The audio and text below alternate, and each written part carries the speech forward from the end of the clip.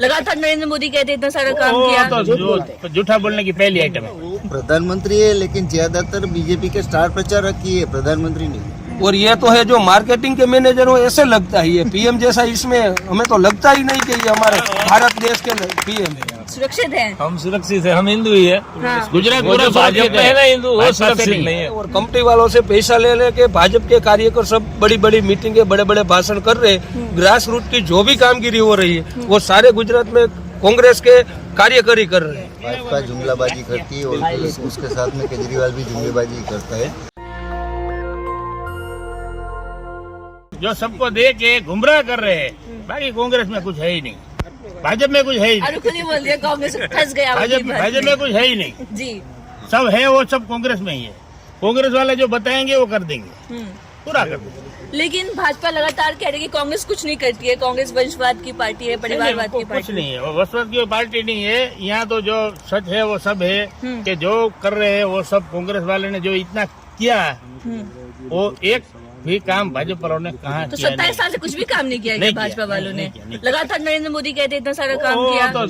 तो झूठा बोलने की पहली आइटम है। जी, झूठ बोलने की पहली आपसे बात करेंगे, आप बताइए क्या माहौल लग रहा है गुजरात बार में? कांग्रेस की सरकार बनेगी।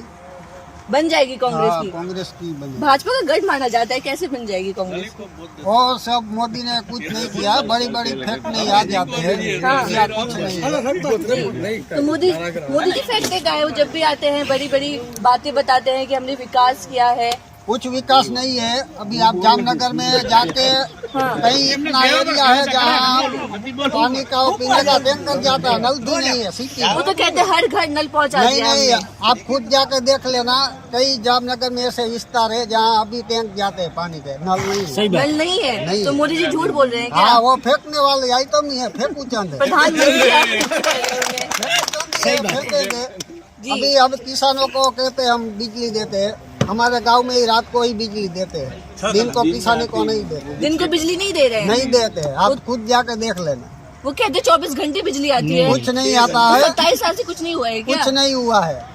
गुजरात मॉडल के नाम पे नरेंद्र मोदी चुनाव जीते थे 2014 पे, डंका कुछ बजता है। मॉडल नहीं है। अब स्कूल देख लो, हाँ। शिक्षक नहीं है उसमें, पूरा शिक्षक नहीं है, बच्चे क्या पढ़ने जाएंगे, इसीलिए तो प्राइवेट में बच्चों को भेजते हैं। जी, शिक्षा की बात कर, एक नई पार्टी भी आ गई है मैदान में, आम आदमी पार्टी। वो लगातार शिक्षा की बात करती है कि आप बच्चों के मैं विद्यालय बनवाऊंगा। क्या लगता है आम आदमी पार्टी कुछ कर पाएगी? वो पार्टी नहीं है, गुजरात में चलेगी नहीं। कांग्रेस थी, कांग्रेस ही आएगी। जी, चलिए और भी लोगों से बात करें। क्या लग रहा है चाचा, क्या होने वाला है गुजरात में? चुनने वालों को बाहर निकलने वाली है और काम करने वालों को सत्ता पर बिठाना। तो आपको लग रहा है भाजपा जुमलाबाजी करती है? भाजपा जुमलाबाजी करती है और उसके साथ में केजरीवाल भी जुमलेबाजी करता है। आज केजरीवाल ने स्टेटमेंट दिया है कि हम भाजपा को हराने नहीं, उसके साथ गठबंधन करके सत्ता में आएंगे, ऐसे स्टेटमेंट भी दिया हुआ है। केजरीवाल ये भी कह रहे हैं कि कांग्रेस को वोट मत देना, उसको वोट दोगे वो तो हारेगी, उसके बदले मुझे वोट करना। क्या कहेंगे इस वो पे? भाजपा की बी टीम है तो कांग्रेस को वोट काटने ही आई है और कुछ नहीं है। बी टीम कैसे हो गई आम आदमी पार्टी? जैसे कांग्रेस का वोट काटेगी तो भाजपा को ही तो मदद चुनाव तो मिलेगी। लड़ेगी ना, लोकतांत्रिक देश है, हर पार्टी चुनाव लड़ेगी। लोकतंत्र बचा कहाँ है? जी, आज सुप्रीम कोर्ट को भी बोलना पड़ा कि आप टीएन बोल रहे सरकार के खिलाफ भी, तो लोकतंत्र बचा है तभी बोल पा रहे हैं। नहीं, सुप्रीम कोर्ट को भी बोलना पड़ा कि टीएन सेशन जैसे अधिकारी की जरूरत है चुनाव में। मतलब चुनाव भी सही तरह से नहीं हो रहा है तो लोकतंत्र बचा कहाँ है? चुनाव सही से नहीं हो रहा है? नहीं हो रहा है। क्या कारण है? बहुत से कारण है। जी, जैसे थोड़ा बताइए। जैसे पहले हिमाचल के चुनाव का तारीख तय कर दिया, हाँ। उसके बाद 8-10 दिन के बाद गुजरात का तय किया, तो गुजरात में दिन कम मिले, तो ऐसा क्यों? तो आप देख रहे हैं जिस तरीके से गुजरात चुनाव की तारीख और हिमाचल चुनाव की तारीखों में जितना लंबा गैप दिया है, इस पे हाँ। पब्लिक गुजरात की सारी परिवर्तन इस रही है। आप जिस एरिया से इंटरव्यू ले रहे हैं ये गुजरात के कृषि मंत्री का एरिया है। दो हाथ जोड़ के गुजरात के किसान विनती कर रहे हैं कि ये प्रमोलगेशन निपटा दो, पूरा कर दो। प्रमोलगेशन की वजह से गुजरात के सारे किसानों की जमीन, दोनों भाइयों के बीच में झगड़ा हो रहा है, पड़ोसी के बीच में झगड़ा हो रहा है। और कंपनी वालों से पैसा ले लेके भाजपा के कार्यकर्ता सब बड़ी बड़ी मीटिंगें, बड़े बड़े भाषण कर रहे हैं। ग्रास रूट की जो भी कामगिरी हो रही है वो सारे गुजरात में कांग्रेस के कार्यकारी कर रहे हैं। तो 27 साल से भाजपा कैसे जीत रही थी? आप ही लोग तो जितवा रहे 27 थे। साल से वो क्या है, सत्ता में पहले एक बार आ गई 95 में, बाकी कंपनियों के पैसे ले लेके प्रेशर वाला पॉलिटिक्स अजमाती है भाजपा, इसीलिए वो जीत रही है। छोटे छोटे बिजनेस वाले वो सबको दबा के मतदान करवा रही है, इसीलिए वो जीत रही है। लेकिन मोदी जी का तो विश्व भर में डंका बजता है, वही यही नरेंद्र मोदी जिन्होंने 370 खत्म किया, इतने बड़ी बड़ी। मैनेजमेंट, जी क्या कह रहे हैं आप? इवेंट मैनेजमेंट का चल रहा है। हाँ। इवेंट मैनेजमेंट करके सब जगह पे डंका बजवाया जा रहा है और कुछ नहीं है। तो आपको लग रहा है इवेंट मैनेजमेंट करके डंका बजवाया जा रहा है? जरूर जरूर जरूर। लेकिन एक तरीके से गुजरात से नरेंद्र मोदी आते हैं, हिंदू के बहुत बड़े चेहरे हैं। कहा जाता है कि नरेंद्र मोदी जहाँ भी जाते हैं वो राज्य चुनाव जीत जाते हैं। अमित शाह जो गृह मंत्री है उन्हें चाणक्य कहा जाता है, हर राज्य में चुनाव जितवा देते हैं। क्या लग रहा है अगर ऐसा होता तो 27 साल सत्ता में रहने के बाद प्रधानमंत्री को घर घर जाके पर्चे नहीं बांटने पड़ते। जी, अभी प्रधानमंत्री जी आ रहे हैं, वो घर घर जाके पर्चे बांटने वाले। बीजेपी के स्टार प्रचारक है, वो आएंगे, चुनाव प्रचार तो करेंगे, जनता को बताएंगे। तो वही तो बोल रहा हूँ ना, वो प्रधानमंत्री है लेकिन ज्यादातर बीजेपी के स्टार प्रचारक ही है, प्रधानमंत्री नहीं। लेकिन एक बात आपसे पूछना चाहूंगी, कहा जाता है कि अगर बीजेपी किसी पत्थर को भी उतार देगी तो उसको भी जनता वोट दे देगी, यानी कि गुजरात में मोदी जी के चेहरे के नाम पे वोट मिल जाता है। वो समय चला गया जी, अभी तो कांग्रेस के जो खरीदे हुए लोग हैं उसको चुनाव लड़वा कर सत्ता में लाने की कोशिश हो रही है। भाजपा के पास ऐसे कैंडिडेट भी नहीं है कि जो अपना कैंडिडेट उतार के सत्ता में बैठा सके। जो कांग्रेस से लाए हुए हैं उनको टिकट देकर जिताया जा रहा है। तो आपको लग रहा है भाजपा कोई अपना कैंडिडेट नहीं है? नहीं है। चलिए आप बताइए, आपसे ही बात कर रहे थे जी, क्या कह रहे हैं? अच्छा पॉइंट याद आया था, लेकिन इससे पहले 10 साल तक मनमोहन सिंह साहब इस देश के पीएम थे, उन्होंने कोई भी स्टेट में कभी भी प्रचार नहीं किया है ये विधानसभा इलेक्शन में। और ये तो है जो मार्केटिंग के मैनेजर हो, ऐसे लगता है ये पीएम जैसा, इसमें हमें तो लगता ही नहीं कि ये हमारे भारत देश के पीएम है। ऐसा क्यों लग रहा है आपको? प्रधानमंत्री ये देश के इतना काम कर रहे हैं, मंदिर बनवा रहे हैं। प्रधानमंत्री काम नहीं कर रहे हैं, बीजेपी पार्टी का मार्केटिंग कर रहे हैं। आप सभी जगह सारे गुजरात में देखिए, भाजपा कार्यालय जितने बने हैं, एक भी हॉस्पिटल या एक भी स्कूल नया बनाया होता ना तो ये पब्लिक को आज उसको घर घर नहीं जाना पड़ता कहने के लिए कि भाजपा को वोट दो। एक भी काम ऐसा नहीं किया है। और सभी जगह सारे गुजरात में अटल भवन बना दिए हैं। ये मार्केटिंग, पार्टी का मार्केटिंग ही कर रहे हैं। हमें लगता नहीं है कि ये हमारे देश के पीएम है।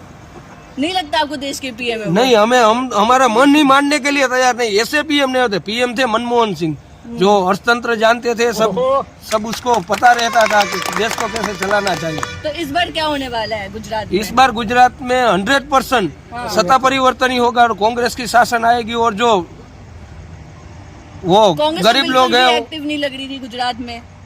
कांग्रेस एक्टिव ही है, लेकिन ये भाजपा है ना, पॉलिटिक्स प्रेशर करके यहाँ सत्ता का लालच दे के यहाँ पैसे से खरीद लेती है। और इस कांग्रेस के 60 से 70 कैंडिडेट इस बार गुजरात में कांग्रेस के ही है।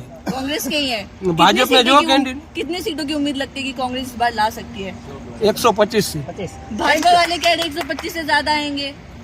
नहीं, वो तो सब जुमला ही फेंक रहे हैं ना सब। हाँ।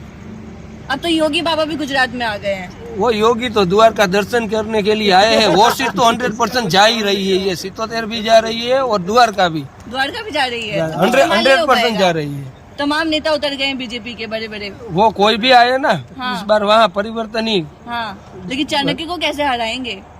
वो चाणक्य तो वहाँ ऑफिस में बैठे बैठे एक भी बार उसे पता भी नहीं रहता है। वो कंपनी वालों से पैसे लेके सबको प्रेशर दबा के, एक आदमी नहीं मान रहा है तो उसको पुलिस से उठवा ले रहे हैं। चलिए और भी लोग कुछ और भी लोग, क्या लग रहा है गुजरात में क्या होगा? भाजपा जीत रही है या हार रही है? क्या लग रहा है? इस साल तो परिवर्तन कैसे इतनी आसानी से परिवर्तन हो जाएगा? भाजपा जो 27 साल से राज करी है, प्रधानमंत्री नरेंद्र मोदी के नेतृत्व में बीजेपी इतनी शक्तिशाली हो गई है, कैसे हरा पाएंगे बीजेपी को? 27 साल हो गया, इसने कुछ नहीं किया, कुछ भी नहीं किया। अब प्रजा के मूड है परिवर्तन करना। जी, आसानी से परिवर्तन हो जाएगा। हो ही जाएगा ना, प्रजा चाहे वो सब हो एक जाएगा। साल के अंदर आप आदमी पार्टी ने रजिस्ट्रेशन करवाया और दिल्ली की गादी अस्तक की।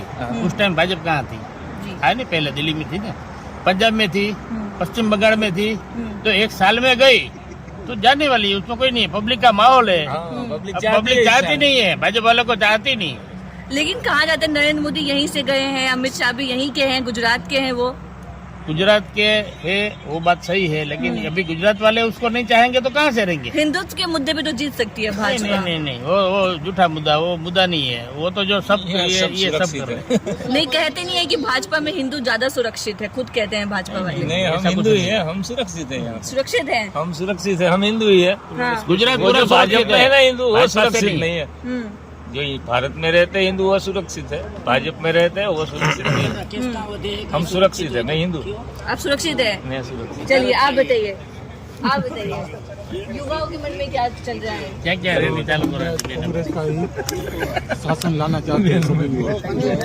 तो क्या है, युवाओं को रोजगार चाहिए। बंद करा दीजिए। अभी रोजगार गुजरात दे तो रहे नरेंद्र मोदी, हर साल 2 करोड़ नौकरियां। अभी गुजरात में क्या है, सब जितने कर्मचारी सरकारी है वो सब कॉन्ट्रैक्ट बेच पे लिए हुए आदमी है। हाँ। लड़के लड़कियां सबको कॉन्ट्रैक्ट बेच पे ही लिया हुआ है। 11 महीना खत्म, उसका कॉन्ट्रैक्ट खत्म। अभी अगले 11 महीने के बाद लेंगे या नहीं लेंगे वो किसी युवाओं का पता नहीं है। अब जो कांग्रेस आएगी वो परमानेंट कैंडिडेट लेगी, सरकारी नौकरी परमानेंट देगी।